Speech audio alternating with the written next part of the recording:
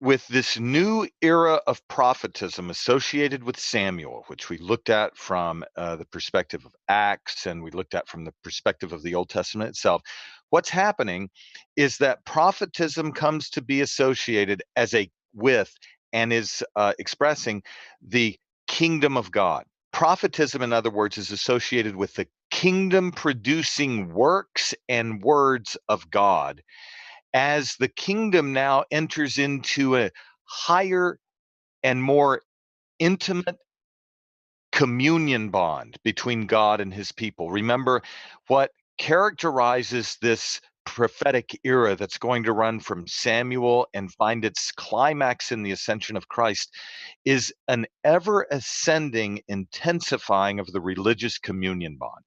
And so when the prophets speak, they speak with reference to the kingdom. And that kingdom isn't an earthly political kingdom, it's a spiritual theocentric kingdom. And these prophets, therefore, become instruments of revelation with a unique focus on the kingdom of God. And that marks them out as qualitatively unique in the history of redemption. How so?